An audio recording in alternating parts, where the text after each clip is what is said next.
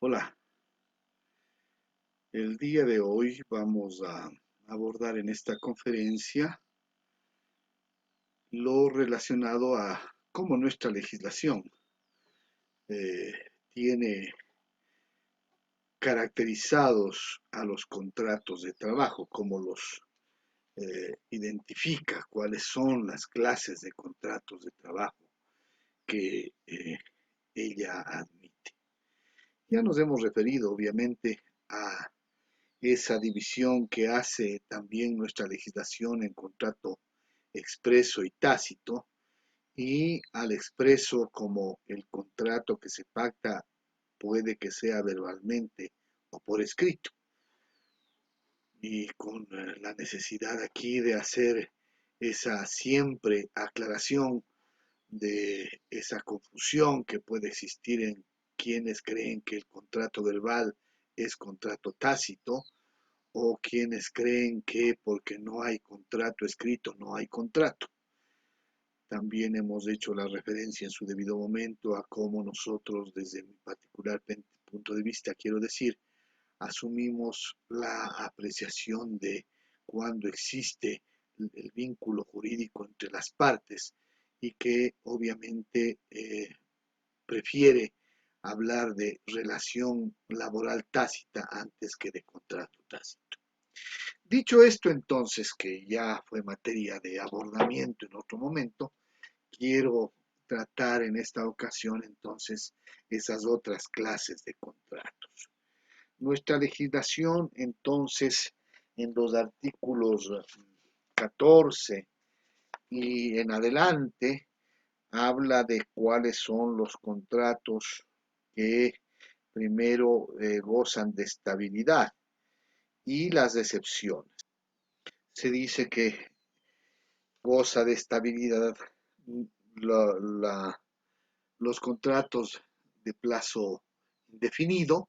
Antes habían los contratos de plazo fijo que obviamente están tratando de reinsertarse a partir de una serie de proposiciones que tienen las cámaras empresariales, pero habiéndose suprimido hace algunos años, no muchos, en nuestra legislación, me parece que en el 2016 específicamente, entonces estamos ante la existencia solo del contrato de plazo indefinido que goza de estabilidad. Y habla de cuáles han de ser los contratos que están exceptuados de esa estabilidad mínima. Y ahí se refiere a los de obra cierta, los eventuales, ocasionales, de temporada, el de servicio doméstico, los de aprendizaje, los que celebran artesanos con operarios, los contratos a prueba, los contratos que determine la ley. Antes también el Código del Trabajo se refería a los contratos por hora que igualmente existieron durante un periodo también en nuestra legislación. Ahora obviamente se han suprimido. Y bien, entonces, primero, ¿qué es el contrato a prueba para seguir un poco el orden de la normativa en nuestra legislación?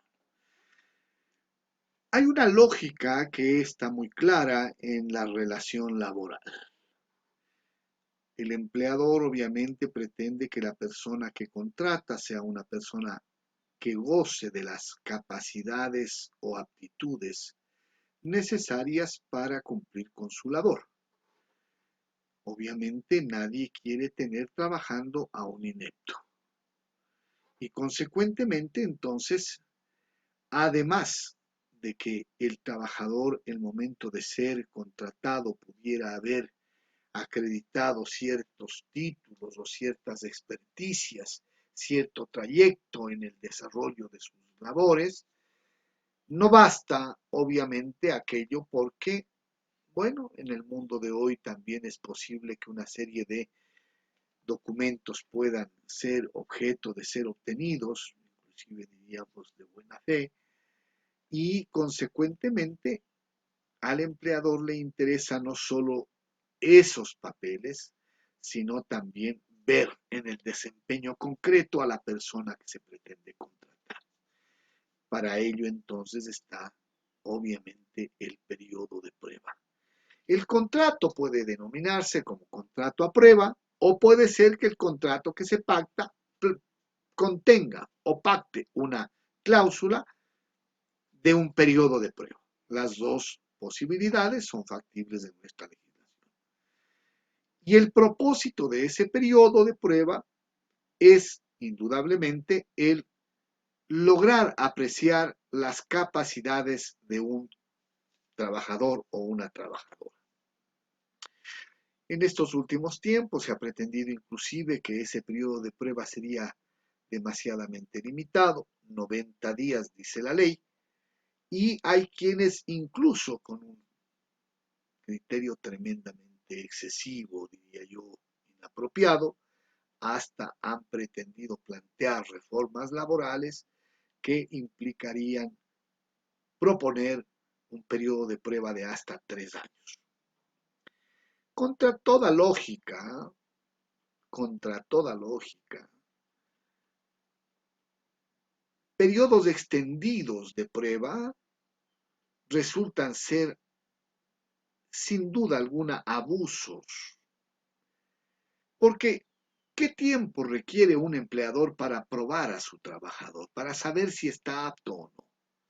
Es posible que en algunas actividades, sin duda alguna, la opción de poder averiguar si esa persona tiene las capacidades suficientes para poder trabajar en lo que implican todos los ámbitos y aspectos de una determinada profesión o de una determinada técnica, digo, sí, probablemente no sea posible, no sea suficiente que esa persona pueda laborar en 15 días. Muchas otras actividades creo yo que perfectamente pueden ser detectadas las capacidades o pueden permitir detectar las capacidades de una persona trabajadora en un corto tiempo. Desde nuestra óptica, los 90 días que prevé la ley en nuestro régimen ya son más que excesivos. 3 meses de trabajo, para decirlo en redondo. Sin embargo, voy a precisar el por qué no es adecuado confundir los 90 días con los 3 meses. Digo, pero pensando en redondo, 3 meses, es creo que un periodo más que suficiente y hasta excesivo para saber si aquel sujeto o aquella persona que he contratado para que labore en mi empresa está o no en las posibilidades de desempeñarse bajo las expectativas que yo tengo. Y claro, muchas personas no podrán desarrollar algunas cuestiones que en concreto en una empresa determinada se han instituido o se han establecido como parte de los procesos singulares que adopta la empresa, pero eso ya es un tema también que atañe al aprendizaje y al acoplamiento, aparte de que ahora es, digo, adecuado y parte de una buena gerencia empresarial el inducir, el desarrollar un periodo de inducción para todos los trabajadores. No cabe que en una empresa se contraten personas y se pretenda que a su, diríamos, ritmo y bajo su propia responsabilidad y sin ninguna ayuda de por medio, cada quien se entere qué nomás es lo que ocurre intra procesos de esa empresa. Eso es poco apropiado y por eso es que inclusive la gerencia o los nuevos modelos gerenciales sugieren, proponen, recomiendan que deba haber periodos de inducción para toda persona que recién ingresa a un centro laboral. Y dicho esto, entonces, si estos son los aspectos que van a tener que también ser medidos en la persona trabajadora, bueno, esto probablemente sí requiera el tiempo de acoplamiento mayor que el de 30 días, 15 días o 2 meses. Pero creo que los 90 días es más que suficiente, por lo que la experiencia mismo nos ha permitido a nosotros en lo personal experimentar. Cuando muchos de nosotros hemos ido a centros laborales o a desempeñar funciones nuevas que no las conocemos de manera específica, particularmente yo creo que para mí han sido más que suficientes 15, 20 días para estar enterado en qué terreno uno se mueve y poder entonces hacer lo que tiene que hacer para adelante. Y en el camino indudablemente habrán sucesos probablemente nuevos, acontecimientos excepcionales, temas que no están en el día a día, pero que también en la lógica de quien maneja una formación adecuada y con los elementos ya de la realidad concreta y de lo que ocurre en cada centro laboral, pues es perfectamente posible de atenderlo. Pretender entonces que el periodo de prueba sea mayor a 90 días y que sea de 3 años es una verdadera barbaridad. Siendo entonces que el propósito es tener esta certeza de que la persona trabajadora sabe, conoce, tiene las destrezas apropiadas, está dispuesta a asumir la disciplina empresarial, etcétera, etcétera. Digo, el periodo de prueba que nuestra legislación prevé me parece más que suficiente, 90 días. Muchos, vuelvo a insistir, lo consideramos también a ese excesivo. No se olviden que esos 90 días, decía hace un momento, lo voy a explicar, no son igual a 3 meses, porque pudiera ocurrir que en ciertas ocasiones los 3 meses que pudieran la convicción de alguna persona creer que son efectivamente 90 días, no, pudieran ser menos o más. Los 3 meses pudieran dar lugar a más días de los 90. Y en esos casos, entonces, el problema estaría con el hecho de que si en el periodo de los 90 días o antes del vencimiento del periodo es que el empleador o el trabajador pueden dar por terminado unilateralmente el contrato sin motivación alguna, sin tampoco entonces incurrir en violación legal de ninguna naturaleza porque esa terminación está autorizada y por lo tanto sin tener que cubrir indemnizaciones, como en el caso del despido intempestivo, que sí es un acto ilegal, entonces digo, esa diferencia de un día que pudiera ocurrir cuando estamos hablando de los 3 meses puede ser determinante. Se han de contar entonces los 90 días desde el día que se inicia la relación laboral y por lo mismo, entonces, a los 90 días se termina esta posibilidad de darlo por terminado al contrato de manera unilateral. Dicho esto, entonces, el contrato a prueba es, vuelvo a insistir, este contrato en el cual las partes convienen en que, sobre todo el empleador, prueba, aprecia, tiene un periodo para valorar el desempeño, las capacidades, las habilidades de la persona contratada. Los contratos de obra cierta son contratos en los que las partes pactan la ejecución de una labor determinada por una remuneración que comprende o que se pacta por la totalidad de la obra. Dicho eso, entonces, me comprometo a trabajar, por ejemplo, en la realización de un vestido por un monto determinado de remuneración, qué sé yo, $100. O me comprometo a realizar muebles o los ventanales de una casa que equivalen a varios metros, diríamos, de elaboración de los andamiajes que tienen que estar en las ventanas y también para poder poner la vidriería de la casa, y puede eso inclusive contarse en metros lineales de los diferentes elementos de madera o de aluminio que se piensan instalar, y por eso entonces yo también pacto un valor determinado.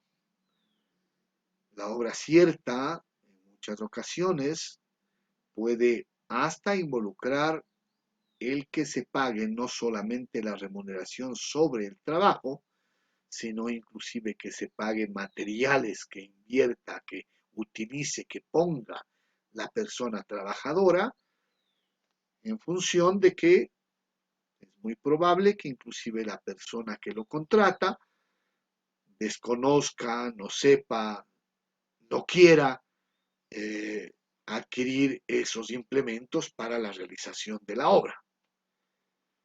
O como en el caso también de la contratación de alguien que se compromete a realizar la pintura de una casa y que corresponde a un determinado metraje igualmente, y al uso de cierta pintura, cantidad de pintura y utilización de determinados trabajadores, o la utilización de su propia mano de obra, de la persona que se compromete a la realización de esa actividad, y con quien se pacta un valor determinado por ello.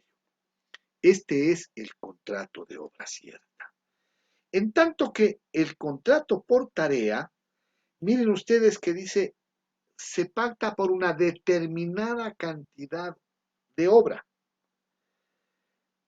o trabajo en jornada o en un periodo de tiempo previamente establecido. De aquí miren ustedes entonces que la diferencia con el anterior contrato es que hay un elemento que en el anterior no está presente. En este es que el trabajo también se pacta en relación al tiempo. El trabajo por tarea implica entonces una determinada cantidad de obra que se conviene realizar en cierto tiempo, con la circunstancia en que el hecho de que se haga esa tarea en menos tiempo se entiende concluido la actividad. El tiempo por el que se pacta entonces la realización de la tarea es un tiempo que se lo plantea como máximo, pero resulta obviamente relativo al momento efectivamente de haberse cumplido la cantidad de la obra en menos tiempo del que se preveía o se prevía.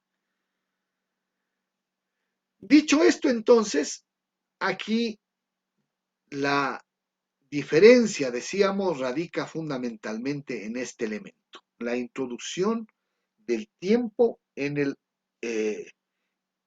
la realización de la tarea. El contrato a destajo es un contrato diferente.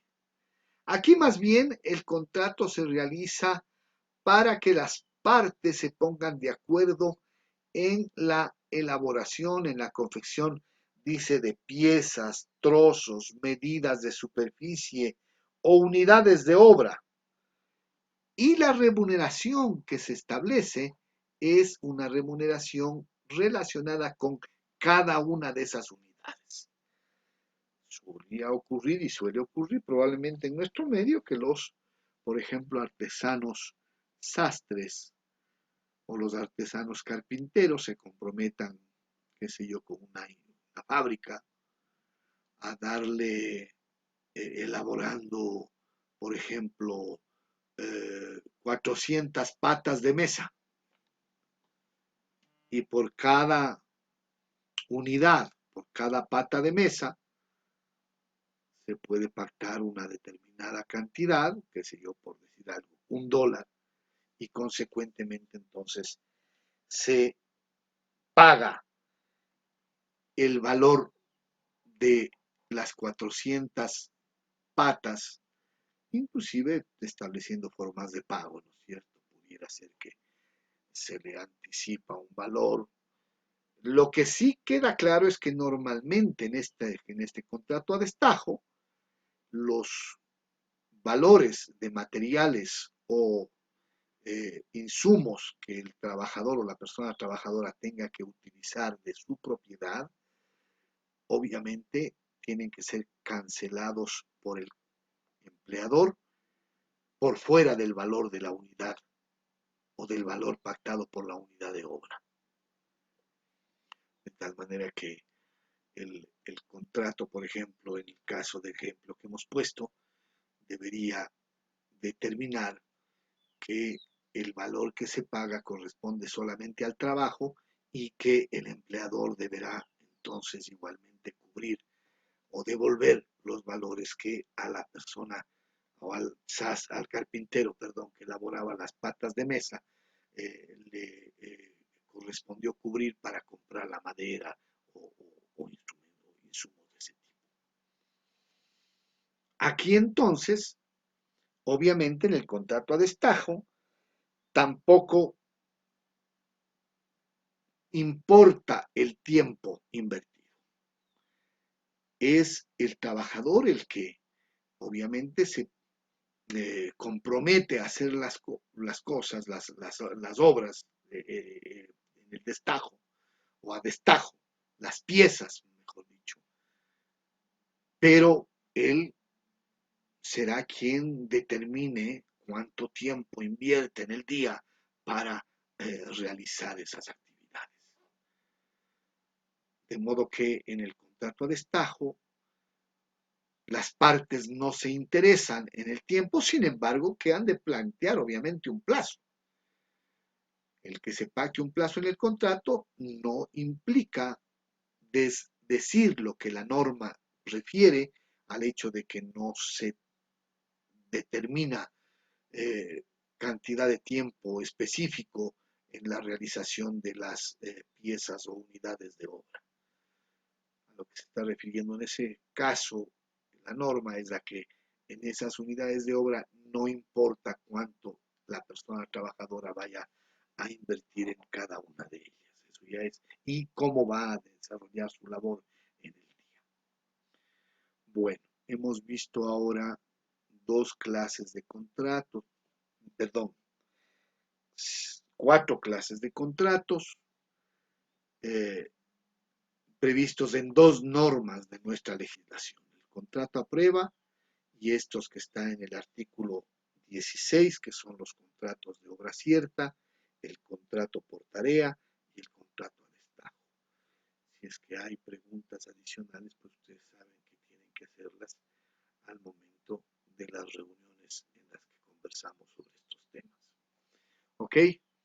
Nos vemos. Disculpen un poquito lo defectuoso de la exposición hoy día también. Gracias.